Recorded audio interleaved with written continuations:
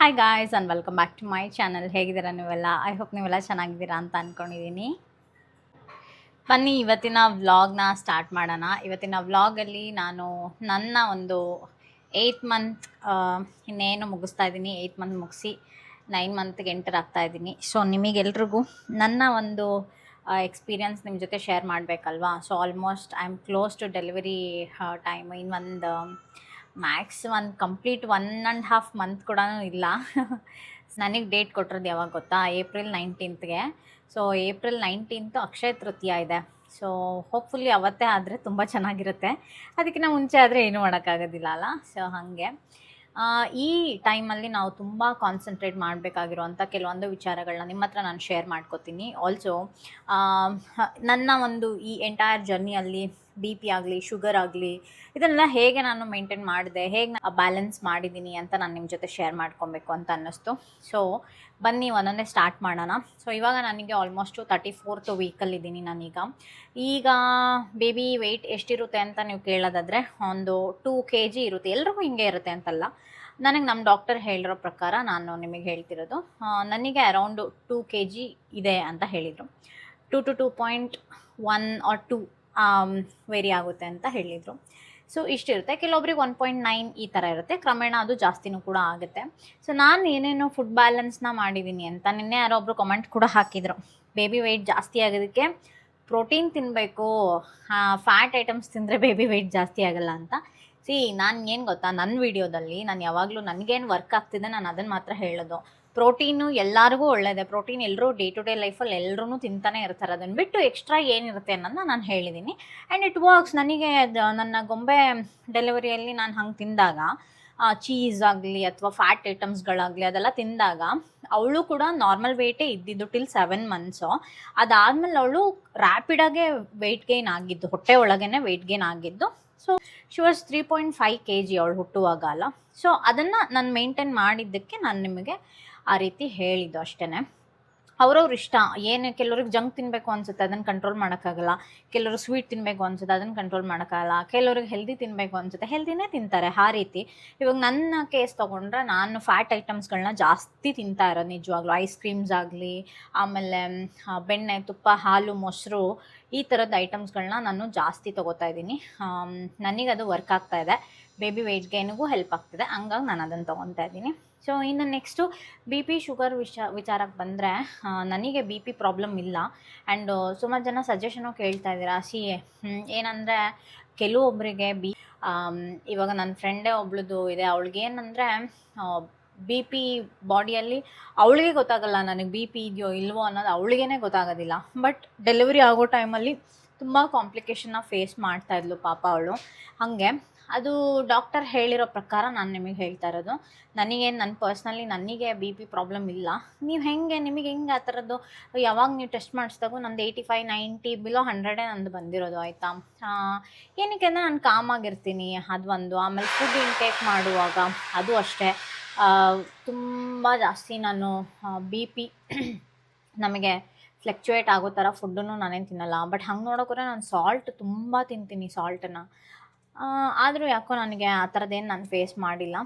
But ಬ್ಯಾಲೆನ್ಸ್ಡಾಗಿರಬೇಕು ಎಲ್ಲದೂ. ಯಾವಾಗ್ಲೂ ನಾವು ಜಾಸ್ತಿ ಆ ಬಿ ಪಿ ಸ್ಪೈಕ್ ಆಗುವಂಥ ಐಟಮ್ಸ್ಗಳನ್ನ ತಿನ್ನೋದು, ಆ್ಯಡ್ ಮಾಡೋದು ನಮ್ಮ ಫುಡ್ ರೊಟೀನಲ್ಲಿ, ಅದು ಪ್ರೆಗ್ನೆನ್ಸಿಯಲ್ಲಿ ತುಂಬ ಎಫೆಕ್ಟ್ ಆಗುತ್ತೆ. ಮತ್ತು ಹೆಂಗೆ ಕಂಟ್ರೋಲ್ ಮಾಡೋದು ಹೆಂಗೆ ಅಂದರೆ, ಅದು ನಿಜವಾಗ್ಲೂ ಲಾಸ್ಟ್ ಮಿನಿಟ್ ಡೆಲಿವರಿ ಟೈಮ್ವರೆಗೂ ಯಾರಿಗೂ ಗೊತ್ತಾಗಲ್ಲ ನನಗೆ ಈ ಥರ ಪ್ರಾಬ್ಲಮ್ ಆಗ್ತಿದೆ ಅಂತ ಹೇಳ್ಬಿಟ್ಟು. ಅದು ಡಾಕ್ಟರೇ ಹೇಳಬೇಕು ನಿಮಗೆ. ಯಾಕೆಂದರೆ ನೀವು ಡೆಲಿವರಿಗೆ ಹೋದಾಗ ತಾನೇ ಗೊತ್ತಾಗೋದು ಬಿ ಪಿ ಇಶ್ಯೂಯಿಂದ ಹಿಂಗಾಯಿತು ಅಂತ. ನಿಮ್ಗೆ ಅವಾಗೇ ಅಲ್ವಾ ಗೊತ್ತಾಗೋದು. ಹಾಗಾಗಿ ಇನ್ನು ಶುಗರ್ ವಿಚಾರಕ್ಕೆ ಬಂದರೆ, ಶುಗರ್ ನಾನು ತುಂಬ ಹೆದರ್ಕೊಂಡಿದ್ದೆ ನನಗೆ ಬಂದ್ಬಿಡತ್ತೇನೋ. ಯಾಕಂದರೆ ಈ ಪ್ರೆಗ್ನೆನ್ಸಿ ನಂಗೆ ತುಂಬ ಸ್ವೀಟ್ ಕ್ರೇವಿಂಗು, ತುಂಬ ಸ್ವೀಟ್ ತಿನ್ನಬೇಕು ಅನಿಸೋದು. ನಾನು ಹೆದರ್ಕೊಂಬಿಟ್ಟಿದ್ದೆ, ಎಲ್ಲಪ್ಪ ನನಗೆ ಬಂದುಬಿಡುತ್ತಾ ಏನೋ ಅಂತ ಹೇಳಿ ಭಾಳ ಹೆದರ್ಕೊಂಡಿದ್ದೆ. ಅದಾದಮೇಲೆ ಅದನ್ನು ಕೂಡ ನಾರ್ಮಲ್ ಬಂತು. ಬಟ್ ಶುಗರ್ ನಿಜವಾಗ್ಲೂ ಕಟ್ ಆಫ್ ಮಾಡಲೇಬೇಕು ಗೈಸ್. ಯಾರೋ ದಡ್ರ ಥರ ಕಮೆಂಟ್ ಹಾಕಿದ್ರು, ಸ್ವೀಟ್ಸ್ ತಿಂದರೆ ಶುಗರ್ ಬರಲ್ಲ, ಅದು ಆಲ್ರೆಡಿ ನಮಗೆ ಅದು ಕೆಲವೊಬ್ರಿಗೆ ಬಂದೇ ಬರುತ್ತೆ, ಹೇಳೋಕ್ಕಾಗಲ್ಲ ಅಂತ ಹೇಳಿಬಿಟ್ಟು. ಈಗ ಸರಿ ಶುಗರ್ ಬರುತ್ತೆ, ಈಗ ಶುಗರ್ ಬಂದಾಗ್ಬಿಟ್ಟಿದೆ ಅಂತ ಅಂದ್ಕೊಳ್ಳಿ. ನೀವೇನು ತಿಂದೇ ಇರಲ್ಲ, ನೀವೇನು ಇದೇ ಮಾಡಿರಲ್ಲ ಅಂತ. ಸೊ ನಂಗೆ ನಿಮಗೆ ಯಾಕೆ ಶುಗರ್ ಜ್ಯೂಸ್ನ ಕೊಟ್ಬಿಟ್ಟು ಟೆಸ್ಟ್ ಮಾಡಿಸ್ತಾರೆ? ನೀವು ಶುಗರ್ನ ಇಂಟೇಕ್ ಮಾಡ್ಕೊಂಡು ಬನ್ನಿ, ಆಮೇಲೆ ಯಾಕೆ ನಿಮಗೆ ಟೆಸ್ಟ್ ಮಾಡ್ತಾರೆ ಅಲ್ವಾ? ದಡ್ಡದ ಥರ ಕಮೆಂಟ್ ಮಾಡಬೇಡಿ. ಇವಾಗ ಶುಗರ್ ಬಂದಿದೆ ಆಲ್ರೆಡಿ ಅಂತ ಹೇಳಿ ಅದು ಸ್ಪೈಕ್ ಆಗೋ ಥರ ಫುಡ್ಗಳನ್ನ ಇಂಟೇಕ್ ಮಾಡ್ತಾ ಇದ್ರೆ ಮತ್ತು ತಿರ್ಗಾ ಶುಗರ್ ಸ್ಪೈಕ್ ಆಗುತ್ತೆ. ಆಬ್ವಿಯಸ್ಲಿ ಇನ್ಸುಲಿನ್ ಕೊಡ್ತಾರೆ ಎವ್ರಿ ಡೇ, ಅದನ್ನೆಲ್ಲ ಯಾರು ಮಾಡ್ತಾರೆ? ಸೊ ಶುಗರ್ಗೂ ಮತ್ತು ಸ್ವೀಟ್ಸ್ಗೂ ಲಿಂಕ್ ಇದ್ದೇ ಇದೆ. ಇವಾಗ ನಮಗಾದ್ರೂ ಅಷ್ಟೇ ಶುಗರ್ ಕಟ್ ಆಫ್ ಮಾಡಿ ಅಂತಲೇ ಹೇಳಿದ್ದು ನಮಗೆ ಹಾಸ್ಪಿಟ್ಲಲ್ಲಿ ಕೂಡ. ಏನಾದ್ರು ಕ್ರೇವಿಂಗ್ ಇದ್ದರೆ 1 or 2 ಪೀಸಸ್ ಅಷ್ಟೇ. ಇವಾಗ 1 ಲಡ್ಡು ಇದ್ದರೆ ಅದು 1 ಲಡ್ಡು ಫುಲ್ಲು ಹಾಗೆ ತಿನ್ನೋದಲ್ಲ, ಒಂದು ಸ್ವಲ್ಪ ತಿನ್ನಿ ಆ ಥರನೇ ಹೇಳೋದು ನಮಗೆ. ಆ ಬೇಸಿಸ್ ಮೇಲೆ ನಾನು ನಿಮಗೆ ಹೇಳ್ತಾ ಇದ್ದೀನಿ. ಶುಗರ್ಗೆ ಸಂಬಂಧ ಇಲ್ಲ, ಸ್ವೀಟಿಗೆ ಸಂಬಂಧ ಇಲ್ಲ ಅಂತೆಲ್ಲ ಅಂದ್ಕೊಬೇಡಿ. ಪ್ರೆಗ್ನೆನ್ಸಿಯಲ್ಲಿ ಸ್ಪೆಷಲಿ ನಾನು ಹೇಳ್ತಿರೋದು, ಬೇರೆ ಟೈಮಲ್ಲಿ ಓಕೆ, ಬಟ್ ಪ್ರೆಗ್ನೆನ್ಸಿಯಲ್ಲಿ ತುಂಬ ಎಫೆಕ್ಟ್ ಆಗುತ್ತೆ. ಶುಗರ್ ಒಂದ್ಸರಿ ಬರ್ಸ್ಕೊಂಡ್ರಿ ಅಂದರೆ ಅದು ತುಂಬ ಬೇಬಿ ಗ್ರೋತ್ ಆಗಲ್ಲ, ಅದು ಸಿಕ್ಕಾಪಟ್ಟೆ ಹೊಡ್ತಾ ಬೀಳುತ್ತೆ, ಬೇಬಿ ಗ್ರೋತ್ ಆಗೋದಿಲ್ಲ. ಮತ್ತು ನಾವು ಇಂಜೆಕ್ಷನ್ಸ್ ತೊಗೊಳ್ಳೋದು ಅವೆಲ್ಲ ನೋವು ಯಾರು ತಿಂತಾರೆ ಕಣ್ರಿ. ಅದಕ್ಕೆ ಹೇಳೋದು. ಸೊ ಶುಗರ್ನ ಮಾತ್ರ ನಿಮ್ಗೆ ಏನಾರು ಆ ಥರ ಡೌಟ್ ಇದೆ, ನಂಗೆ ಸ್ವೀಟ್ ಕ್ರೇವಿಂಗ್ ಆಗ್ತಿದೆನೋ, ಆದಷ್ಟು ಕಮ್ಮಿ ಮಾಡೋದೇ ಒಳ್ಳೆಯದು. ಶುಗರ್ ಪ್ರೆಗ್ನೆನ್ಸಿಯಲ್ಲಿ ಸ್ಪೆಷಲಿ ಆಫ್ಟರ್ 5th ಮಂತು ನಿಮಗೆ ಶುಗರು ತುಂಬ ತಿನ್ನಬೇಕು ಅನಿಸುತ್ತೆ, ಸ್ವೀಟ್ಸ್ ಆಗಲಿ ಅದಾಗಲಿ ಇದಾಗಲಿ. ನಾನು ಹೆಂಗೆ ಮೇಂಟೈನ್ ಮಾಡಿದ್ದೀನಿ ಅಂತ ಹೇಳಿದರೆ, ನನಗೇನು ತಿನ್ನಬೇಕು ಅಂತ ಅನಿಸುತ್ತೆ ಅಲ್ವಾ, ಅದನ್ನು ಆದಷ್ಟು ಮನೆಯಲ್ಲೇ ಪ್ರಿಪೇರ್ ಮಾಡ್ಕೊಂಡು ತಿಂತೀನಿ. ಔಟ್ಸೈಡ್ ಬೇಕ್ರಿಯಿಂದ ತೊಗೊಂಡು ಬಂದು ನಾನು ತಿನ್ನೋದಿಲ್ಲ, ಆಯಿತಾ. ನನಗೆ ಕಾಂತಿ ಸ್ವೀಟ್ಸ್ ತುಂಬ ಇಷ್ಟ. ಅದನ್ನು ನಾರ್ಮಲ್ ಡೇಸಲ್ಲಿ ನಾನು ಕಾಂತಿ ಸ್ವೀಟ್ಸು ತುಂಬ ಮೈಲ್ಡ್ ಸ್ವೀಟ್ ಇರುತ್ತೆ ಅಂತ ತುಂಬ ತಿಂತಾಯಿದ್ದೆ. ಬಟ್ ಪ್ರೆಗ್ನೆಂಟ್ ಆದಮೇಲೆ ನಾನು ಯಾವತ್ತೂ ಬೇಕ್ರಿಯಿಂದ ತೊಗೊಂಬಂದಿದ್ದು ಸ್ವೀಟ್ಗಳನ್ನ ನಾನು ಇಂಟೇಕ್ ಮಾಡಿಲ್ಲ. ಓನ್ಲಿ ಥಿಂಗ್ ನಮ್ಮ ಮನೆಗೆ ಯಾರಾದ್ರು ಬಂದರೆ ಅದು ಇದು ತೊಗೊಂಡು ಬಂದಾಗ ನಾನು ಟೇಸ್ಟ್ ಮಾಡಿದ್ದೀನಿ. ಬಿಟ್ಟರೆ ನಾನೇ ಖುದ್ದಾಗಿ ಇಂಥದ್ದು ತಿನ್ನಬೇಕು ಅಂತ ಆಸೆಪಟ್ಟು ನಾನು ಯಾವತ್ತೂ ಬೇಕ್ರಿಯಿಂದ ತಂದು ಸ್ವೀಟ್ಸ್ಗಳನ್ನ ನಾನು ತಿಂದಿಲ್ಲ. ಅದೊಂದು. ಅದು ಬಿಟ್ಟರೆ ಬೆವರೇಜಸ್ ಕುಡ್ದಿದ್ದೀನಿ. ಬೆವರೇಜಸ್ ಈ ಕೋಕೋ ಕೋಲಾ, ಪೆಪ್ಸಿ ಆಗಲಿ, ಸ್ಪ್ರೈಟ್ ಆಗಲಿ, ಇದೆಲ್ಲ ಅವಾಗವಾಗ ನಾನು ತೊಗೊಳ್ತಾ ಇರ್ತಿದ್ದೆ. ಅಂದರೆ ಯಾವಾಗಾದರೂ ನಂಗೆ ತುಂಬ ಎದೆ ಉರಿತಾ ಇದೆ ಅಂದವಾಗ ಬೆವರೇಜಸ್ನ ತೊಗೊಳ್ತಾ ಇದ್ದೆ, ಅದನ್ನು ಕೂಡ ಮಾಡ್ರೇಟು. ಅದಾದಮೇಲೆ ಅಷ್ಟೇ, ಹಿಂಗೆ ಬ್ಯಾಲೆನ್ಸ್ ಮಾಡಿರೋದು. ಅದೇ ತುಂಬ ತಿನ್ನಬೇಕು ಅಂತ ಅನ್ನಿಸ್ದಾಗ ಮನೇಲಿ ನನಗೆ ಎಷ್ಟು ಶುಗರ್ ಬೇಕೋ ಅಷ್ಟು ಶುಗರ್ನ ಆ್ಯಡ್ ಮಾಡಿಕೊಂಡು ಆದಷ್ಟು ಮನೆಯಲ್ಲೇ ಪ್ರಿಪೇರ್ ಮಾಡ್ಕೊಂಡು ತಿಂದಿದ್ದೀನಿ. ತುಂಬ ಸ್ವೀಟ್ ತಿನ್ನಬೇಕು ಅಂತ ಅನ್ನಿಸ್ದಾಗ ಪಾಯಸ ಮಾಡ್ಕೊಂಡಿದ್ದೀನಿ, ಜಾಮೂನ್ ಈ ಥರದ್ದು ಅಷ್ಟೇ. ಸಿಂಪಲ್ ಒಟ್ನಲ್ಲಿ ನಂಗೆ ಸ್ವೀಟ್ ಬೇಕು ಅನ್ನೋ ಥರ. ಆಮೇಲೆ ಚಾಕ್ಲೇಟ್ಸ್ ಎಲ್ಲ ತಿಂದಿಲ್ಲ, ಈ ಡೈರಿ ಮಿಲ್ಕ್ ಆಗಲಿ ಅದು ಇದು ಅವೆಲ್ಲ ನಾನೇನು ತಿಂದಿಲ್ಲ.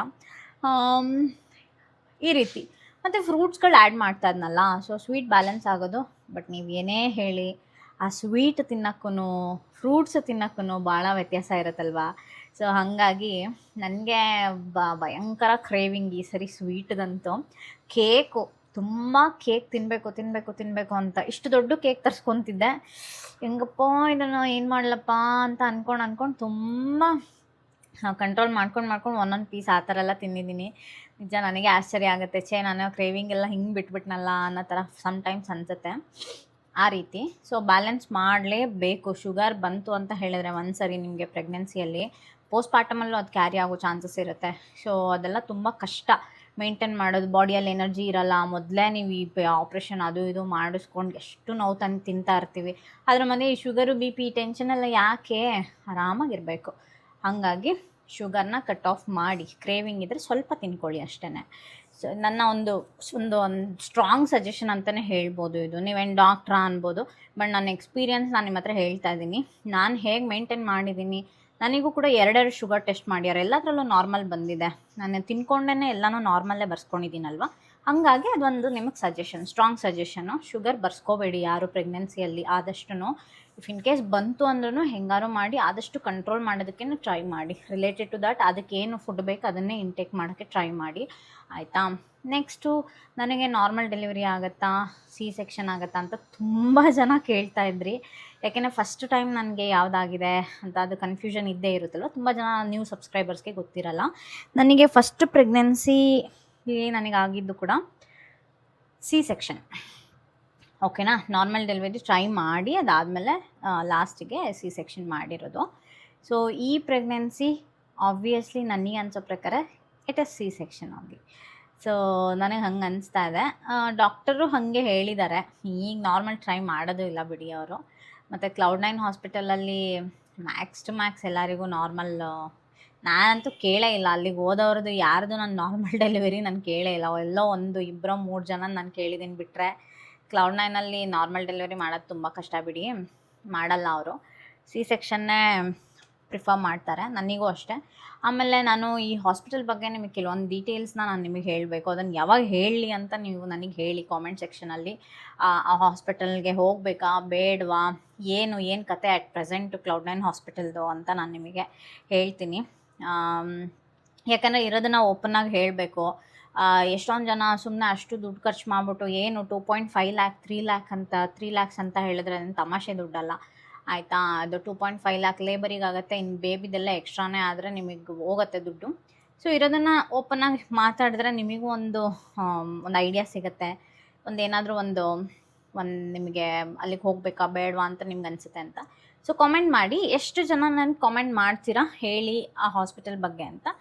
ನಾನು ಆಮೇಲೆ ನಿಮಗೆ ಅದ್ರ ಬಗ್ಗೆ ಹೇಳ್ತೀನಿ, ಓಕೆನಾ. ಸೊ ಇಷ್ಟೇ ನನ್ನ ಒಂದು ಈ ಪ್ರೆಗ್ನೆನ್ಸಿಯಲ್ಲಿ ಸದ್ಯದ ಅಪ್ಡೇಟ್ ಇಷ್ಟೇ. 15ನೇ ತಾರೀಕಿಗೆ ನನ್ನ ಸೀಮಂತ ಇದೆ. ಸೀಮಂತನ ಖುಷಿಯಾಗಿ ಮಾಡಬೇಕು ಅಂತ ಅಂದ್ಕೊಂಡಿದ್ದೀನಿ. ನನಗೆ ಒಂದೇ ಒಂದು ಆಸೆ ಗೈಸ್, ಏನಂದರೆ ಈಗ ಹಿಂಗೆ ಸೀಮಂತ ನಡೀತಾ ಇರುತ್ತೆ, ಅಲ್ಲಿಂದನೇ ನನ್ನ ಲೇಬರ್ ರೂಮಿಗೆ ಹೋಗ್ಬಿಡೋ ಥರ ನನಗೆ ಆಸೆ. ಬಟ್ ಆ ಥರ ಆಗೋದು ಬೇಡಪ್ಪ ದೇವರೇ, ಟಚ್ ವುಡ್ ಹಂಗೆ ಆಗಬಾರ್ದು. ಆರಾಮಾಗಿ ಪಾಪು 40 ವೀಕ್ಸ್ವರೆಗೂ ಹೊಟ್ಟೆ ಒಳಗಿದ್ದು ಬೆಳ್ಕೊಂಡು ಬರಲಿ. ಬಟ್ ನನಗೆ ಅದೊಂಥರ ಹಿಂಗಿರುತ್ತೆ, ಅವಾಗ ನಾನು ಈವೆಂಟ್ನ ಅಲ್ಲೇ ಅರ್ಧಕ್ಕೆ ಬಿಟ್ಟು ಹೋಗ್ಬಿಡ್ತೀನಾ ಅಥವಾ ಅಲ್ಲೇ ಕುತ್ಕೊಂಡು ಫುಲ್ ಈವೆಂಟ್ ಮುಗಿಸ್ಬಿಟ್ಟು ಹೋಗ್ತೀನಾ ಹಿಂಗೆ ಅಂತ ನನಗೆ ಒಂಥರ ಕ್ಯೂರಿಯಾಸಿಟಿ ಅದು, ಆಯಿತಾ. ಹಿಂಗೆ ಫಂಕ್ಷನ್ ಆಗ್ತಿರ್ಬೇಕು, ನನಗೆ ಪೇಯ್ನ್ ಬರಬೇಕು, ಲೇಬರ್ ಪೇಯ್ನು, ನಾನು ಆಸ್ಪತ್ರೆಗೆ ಹೋಗಿ ಅಡ್ಮಿಟ್ ಆಗಬೇಕು. ಇದು ಹೆಂಗಿರುತ್ತಪ್ಪ ಅಂತ ಅನಿಸುತ್ತೆ ನನಗೆ ಒಂದೊಂದ್ಸರಿ. ಸೊ 15ನೇ ತಾರೀಕಿಗೆಲ್ಲ ರೆಡಿ ಆಗ್ತಾಯಿದೆ. ತುಂಬ ಖುಷಿಯಿಂದ ನನ್ನ ಒಂದು ಸೀಮಂತ ಫಂಕ್ಷನ್ನ ಪ್ರಿಪೇರ್ ಮಾಡ್ತಾಯಿದ್ದೀವಿ. ಬನ್ನಿ ನೀವು ಎಲ್ಲ ಖುಷಿಯಾಗಿ ಎಂಜಾಯ್ ಮಾಡೋಣ. ಸೊ ಇನ್ವಿಟೇಷನ್ ರೆಡಿ ಆಯಿತು, ಹಾಲ್ ರೆಡಿ ಆಯಿತು, ಡೆಕೋರೇಷನ್ ರೆಡಿ ಆಯಿತು, ನಂದು ಡ್ರೆಸ್ಸು ರೆಡಿ ಆಗ್ತಾಯಿದೆ, ಎಲ್ಲ ಆಲ್ಮೋಸ್ಟ್ ಡನ್. ಇನ್ನು ಕೆಲವು ರಿಟರ್ನ್ ಗಿಫ್ಟ್ ಒಂದು ರೆಡಿ ಆಗಬೇಕು. ರಿಟರ್ನ್ ಗಿಫ್ಟ್ ಬರೀ ತುಂಬ ಕನ್ಫ್ಯೂಷನಲ್ಲಿ, ಏನು ಕೊಡಬೇಕು ಏನು ಕೊಡಬಾರ್ದು, ಏನು ಕೊಡಬೇಕು ಏನು ಕೊಡಬಾರ್ದು, ಇನ್ನೂ ಕನ್ಫ್ಯೂಷನ್ನಲ್ಲೇ ಇದ್ದೀವಿ. ನಮ್ಮ ಫ್ಯಾಮಿಲಿ ಎಲ್ಲ ಒಂದು ಪ್ಲ್ಯಾಂಟ್ ಥರ ಏನಾದ್ರು ಪ್ಲ್ಯಾನ್ ಮಾಡು ಚೆನ್ನಾಗಿರುತ್ತೆ ಅಂತ ಹೇಳಿದರು. ನಮ್ಮಮ್ಮ ಸೀಮಂತ ಫಂಕ್ಷನ್ ಅಲ್ವಾ, ಬೇರೆ ಥರ ಏನಾದರೂ ಕೊಡು ಅಂದರೆ ಬೊಕ್ಕೆ ಇದೆಲ್ಲ ಬರುತ್ತಲ್ಲ, ಆ ಥರದ್ದು ಏನಾದ್ರು ಕೊಡು ಅಂತ ಪ್ಲ್ಯಾನ್ ಮಾಡ್ತಿದ್ದಾರೆ. ಸೊ ಇನ್ನೂ ಸ್ಟಿಲ್ ಇನ್ ಕನ್ಫ್ಯೂಷನ್, ಏನು ಬುಕ್ ಮಾಡಿಲ್ಲ, ನೋಡಬೇಕು. ಲಾಸ್ಟ್ ಮಿನಿಟಲ್ಲಿ ನನಗೆ ಯಾವುದು ಕರೆಕ್ಟ್ ಅನಿಸುತ್ತೆ ಅದಕ್ಕೆ ನಾನು ಇದು ಮಾಡಿಬಿಡ್ತೀನಿ ಅಷ್ಟೇ. ಅದೊಂದು ಪೆಂಡಿಂಗ್ ಇದೆ, ಬಿಟ್ಟರೆ ಇನ್ನೆಲ್ಲ ಆಲ್ಮೋಸ್ಟ್ ಡನ್. ಗ್ರಹಣದ ಪ್ರಯುಕ್ತ ಎಲ್ಲದ್ರ ಮೇಲೂ ದರ್ಬೆ, ಬೊಂಡದ ಮೇಲೂ ಹಾಕಿತಮ್ಮ ಬೊಂಡ. ಈ ಕಡೆ ಇಡ್ಲಿ ನಾಳೆಗೆ, ಇಲ್ಲಿ ಅನ್ನ, ಇಲ್ಲಿ ಚಿತ್ರಾನ್ನಕ್ಕೂ ದರಿಬೆ, ಎಲ್ಲದಕ್ಕೂ ದರ್ಬೆ. ಅಯ್ಯೋ ಎಣ್ಣೆಗೂ ಹಾಕ್ಬಿಟ್ಟಿದ್ಯಲ್ಲಮ್ಮ ದರ್ಬೆ.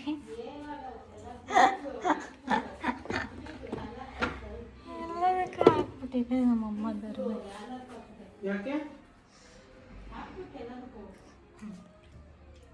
ಮಾಡ್ತಾರೆ ಉಪ್ಪಿನಕಾಯಿ ಮೇಲೆ ದರ್ಬೆ, ಇದು ಗ್ರಹಣದ ದಿನ ನಾನು ನನ್ನ ರೂಮಿಗೆ, ಯಾಕಂದರೆ ನನಗೆ ತುಂಬ ಫ್ರೀಕ್ವೆಂಟಾಗಿ ಹಸಿವಾಗ್ತಾಯಿದೆ ಈ ನಡುವೆ.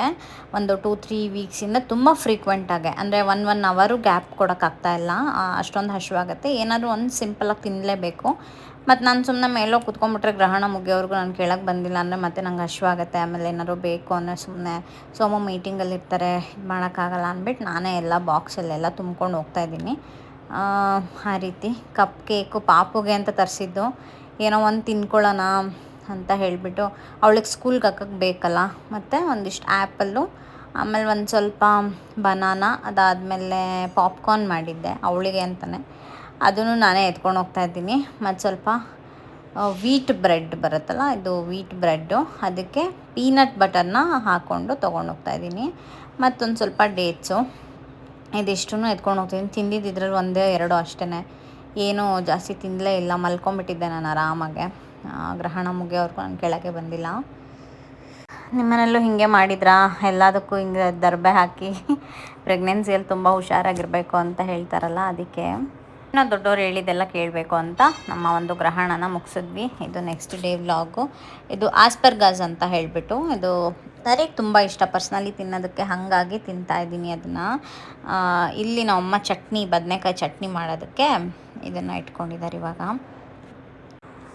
ಇದನ್ನು ಚೆನ್ನಾಗಿ ಸುಟ್ಬಿಟ್ಟು ಎಲ್ಲದನ್ನು ಹಾಕಿ ರುಬ್ಬೋದು ಅಷ್ಟೇ, ಇನ್ನೇನು ಇರಲ್ಲ ಇದರಲ್ಲಿ. ಇದೊಂಥರ ಟೇಸ್ಟ್ ಇರುತ್ತೆ ಗೈಸ್, ನಿಜ. ಇದು ಈರುಳ್ಳಿ ಹೂವು ಥರ ಬರುತ್ತೆ, ಆದರೆ ಈರುಳ್ಳಿ ಹೂವು ಅಲ್ಲ, ಇದು ಬೇರೆ. ಇದು ಆಸ್ಪರ್ಗಸ್ ಅಂತ ಹೇಳಿಬಿಟ್ಟು ಇದು ಇಂಗ್ಲೀಷ್ ಬ್ರೇಕ್ಫಾಸ್ಟಲ್ಲೆಲ್ಲ ಕೊಡ್ತಾರೆ. ಇದು ನನಗೆ ಇಷ್ಟ, ತುಂಬ ಇಷ್ಟ. ಸಿಕ್ಕಿದಾಗೆಲ್ಲ ನಾನು ಝೆಪ್ಟೋದಲ್ಲೆಲ್ಲ ಆರ್ಡ್ರ್ ಮಾಡಿಕೊಂಡು ತಿಂತಾ ಇರ್ತೀನಿ, ಈ ರೀತಿ ಫ್ರೈ ಮಾಡಿಕೊಂಡು ಸ್ವಲ್ಪ ಸಾಲ್ಟ್ ಹಾಕ್ಕೊಂಡು. ಮತ್ತು ಇನ್ನೇನು ಕೆಲಸ ಹೇಳಿ, ನನಗೆ ಗಂಡ ಮಂತ್ ಎಂಡಲ್ಲಿ ನನಗೆ ದುಡ್ಡು ಹಾಕಿದ್ರೆ ಆಮೇಲೆ ಅದು ನೆಕ್ಸ್ಟ್ ಮಿನಿಟೇ ಈ ರೀತಿ ಶಾಪಿಂಗ್. ಅದು ಹೆಂಗೆ ಗೊತ್ತಾ, ನಾನು ಎಲ್ಲ ಕಾರ್ಟಲ್ಲಿ ರೆಡಿ ಮಾಡಿ ಇಟ್ಟಿರ್ತೀನಿ, ನನ್ನ ಅಕೌಂಟಿಗೆ ದುಡ್ಡು ಬಂದು ಬೀಳಲಿ ಅಂತ ವೆಯ್ಟ್ ಮಾಡ್ತಾ ಇರ್ತೀನಿ ಅಷ್ಟೇ. ಎಲ್ಲ ಟಕ ಟಕ ಟಕ ಟಕ ಅಂತ ಒಂದೇ ನೈಟಲ್ಲಿ ಎಲ್ಲದನ್ನು ಹಾಕ್ಬಿಡೋದು. ಸೊ ಬಟ್ ನಾನು ಯಾವತ್ತೂ ಬ್ಯಾಲೆನ್ಸ್ ಇಲ್ದಿರ ಇದು ಮಾಡ್ಕೊಳಕ್ಕೆ ಹೋಗಲ್ಲ. ಮತ್ತು ಆಮೇಲೆ ಮಂತ್ ಎಂಡಲ್ಲಿ ಸೋಮು ನನಗೆ ಬೈತಾರೆ, ಏನು ಬರೀ ಹಿಂಗೆ ಮಾಡ್ತೀಯಲ್ಲ ಅಂತ. ಹಾಗೆ ಅವರು ನನಗೆ ಹೇಳ್ತಾರೆ, ತೊಗೋ ನಿನಗೇನು ಇಷ್ಟ ಆಗುತ್ತೆ ನೀನು ಎಲ್ಲ ತೊಗೋ, ನಿಂಗೇನು ಇಷ್ಟ ಬೇಕೋ ನೀನು ಏನೇನು ಆರ್ಡ್ರ್ ಮಾಡಬೇಕು ಅನ್ಸುತ್ತೆ ನಿಂಗೆ ಸಮಾಧಾನ.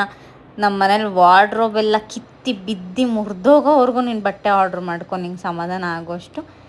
3-4 ವಾರ್ಡ್ರೋಬ್ ತುಂಬಿಸಿದ್ಯಾ, ಇನ್ನೂ ಎಷ್ಟು ತುಂಬಿಸ್ಬೇಕು ಅಂತ ನಿನಗೆ ಅನ್ನಿಸ್ಬೇಕು ಅಷ್ಟು ತುಂಬಿಸು ಅಂತ. ಸೊ ಅಷ್ಟು ಬಟ್ಟೆಗಳನ್ನ ತೊಗೊತಾ ಇದ್ದೀನಿ ಈ ನಡುವೆ ಅಂತೂ. ನಾನು ಪ್ರೆಗ್ನೆನ್ಸಿಗೆಲ್ಲ ಬೇಕಲ್ಲ. ಮತ್ತು ನಾನು ನೆಕ್ಸ್ಟ್ ಮಂತು ಬೇಬಿ ಬ್ಯಾಗೆಲ್ಲ ರೆಡಿ ಮಾಡ್ಕೋಬೇಕು. ಆವಾಗ ಒಂದು ಸ್ವಲ್ಪ ಬ್ಯಾಲೆನ್ಸ್ ಇಟ್ಕೊಂಡಿದ್ದೀನಿ, ಆವಾಗ ಆರ್ಡ್ರ್ ಮಾಡ್ಕೋತೀನಿ ಇನ್ನು ಮಿಕ್ಕಿದೆಲ್ಲ. ಈಗ ಒಂದು ಸಮ್ಮರ್ ವೇರ್ ಆರ್ಡ್ರ್ ಮಾಡಿದ್ದೆ. ಸಮ್ಮರ್ದು ಬೇಕು, ವಿಂಟರ್ ಬಟ್ಟೆ ಬೇಕು, ಮಳೆಗಾಲದ ಬಟ್ಟೆ ಬೇಕು ನನಗೆ. ಆ ಥರ ಇರೋದೆಲ್ಲ ಕೆಲವೊಂದು ನಾನು ಹೇಳ್ತೀನಲ್ಲ, ಟೈಟ್ ಆಗೋದೆಲ್ಲ ಕೊಟ್ಬಿಡ್ತಿರ್ತೀನಿ, ಬೇಗನೆ ಜಾಸ್ತಿ ದಿನ ಇಟ್ಕೊಳ್ಳೋದು ಇಲ್ಲ ನನ್ನ ಬಟ್ಟೆಗಳನ್ನ. ಇದೊಂದು ಸಖತ್ತಾಗಿತ್ತು ಮಾತ್ರ, ಹಾಕ್ಕೊಂಡು ನೋಡಿದ್ದೆ ನಾನು ನೈಟು. ನಿಮಗೆ ಹಾಕಿರ್ತೀನಿ ನೋಡಿ ವೀಡಿಯೋನ, ಲಿಂಕ್ ಏನಾದ್ರು ಬೇಕಂದರೆ ಕಾಮೆಂಟ್ ಮಾಡಿ. ತುಂಬ ಪ್ರಿಟಿಯಾಗಿದೆ ಮಾತ್ರ, ಹಾಕ್ಕೊಳ್ಳೋಕ್ಕೂ ಸಖತ್ ಕಂಫರ್ಟು. ಪ್ಯೂರ್ ಕಾಟನ್ನು ನೋಡಿ. ಸಮ್ಮರ್ಗೆಲ್ಲ ಕಾಟನ್ನೇ ನಾನು ಪ್ರಿಫರ್ ಮಾಡೋದು, ನನಗೆ ಅದೇ ಇಷ್ಟ ಆಗೋದು. ಹಾಗಾಗಿ ಒಂದು ತರಿಸ್ಕೊಂಡೆ. ಇದು ನಂಗೆ ಆಫರಲ್ಲಿ ಸಿಕ್ಕಿದೆ. ಇದು ಬೇಕಂತ ಹೇಳಿದ್ರೆ ನೀವು ಕಾಮೆಂಟ್ ಸೆಕ್ಷನಲ್ಲಿ ಹೇಳಿ, ನಾನು ಲಿಂಕ್ ಅಟ್ಯಾಚ್ ಮಾಡ್ತೀನಿ. ಆಮೇಲೆ ಕೆಲವೊಂದು ಏನಾಗುತ್ತೆ ಗೊತ್ತಾ, ನನಗೆ ಯಾವುದೋ ಒಂದು ಆಫರಲ್ಲಿ ನನಗೆ ಸಿಕ್ಬಿಡತ್ತೆ ಬಟ್ಟೆ, ಆಮೇಲೆ ಅದನ್ನು ಪಾಪ ನೀವು ತೆಗೆದು ನೋಡಿದಾಗ 2,000-2,500 ಹಂಗಿರುತ್ತೆ ಪ್ರೈಸು. ಅದು ಏನೂ ಮಾಡೋಕ್ಕಾಗಲ್ಲ ಗೈಸ್. ಒಂದೊಂದು ಸರಿ ನಾನು ತುಂಬ ನೋಡ್ತಾ ಇರ್ತೀನಲ್ಲ, ಅವಾಗ ನನಗೆ ನೋಟಿಫಿಕೇಷನ್ ಬಂದ ತಕ್ಷಣ ಆರ್ಡ್ರ್ ಮಾಡ್ಕೊಂಬಿಡ್ತೀನಿ, ಅವಾಗ ನಂಗೆ ಕಮ್ಮಿಗೆ ಸಿಗುತ್ತೆ ಅದು.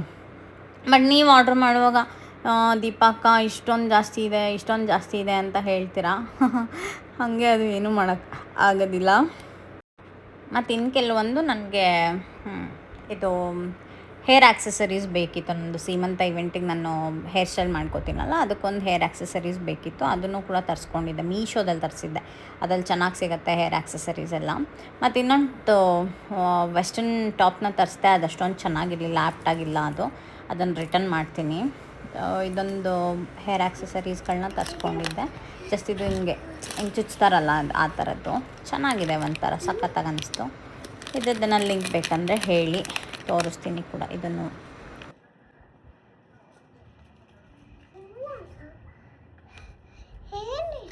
ಕಡೆ ಬಾ, ವಿಡಿಯೋ ಆಗ್ತಾಯಿದೆ, ನಾನು ತೋರಿಸ್ತೀನಿ.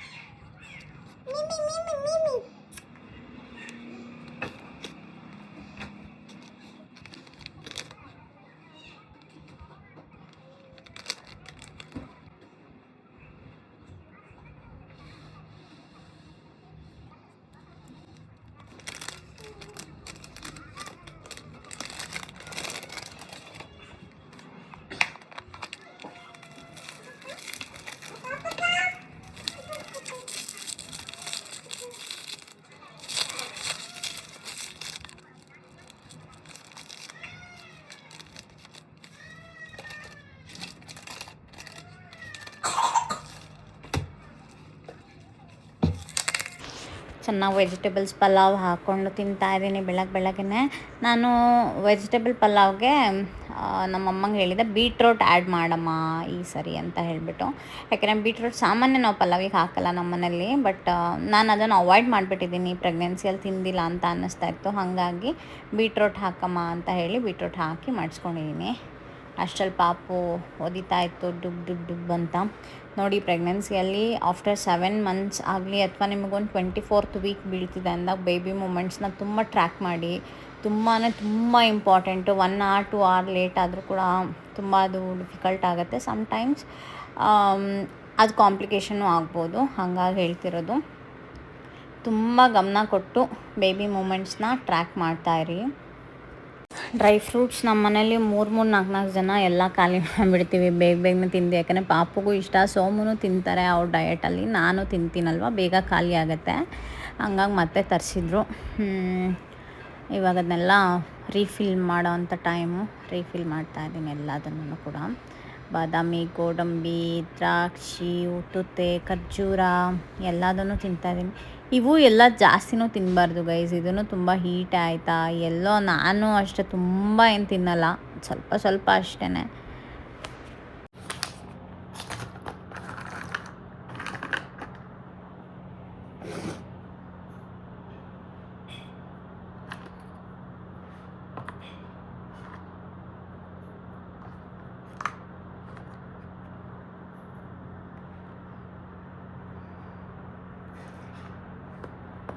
ಸೊ ಇವತ್ತಿನ ವ್ಲಾಗ್ ನಿಮ್ಮೆಲ್ರಿಗೂ ಇಷ್ಟ ಆಗಿದೆ ಅಂತ ಅನ್ಕೊತೀನಿ. ಇಷ್ಟ ಆದರೆ ನೀವೇನು ಮಾಡಬೇಕು, please it like, share and comment. ಮತ್ತೊಂದು ಹೊಸ ವೀಡಿಯೋದಲ್ಲಿ ನಾನು ನಿಮಗೆ ನಾಳೆ ಸಿಗ್ತೀನಿ. ಅಲ್ಲಿವರೆಗೂ ಟಾಟಾ ಆ್ಯಂಡ್ ಟೇಕ್ ಕೇರ್.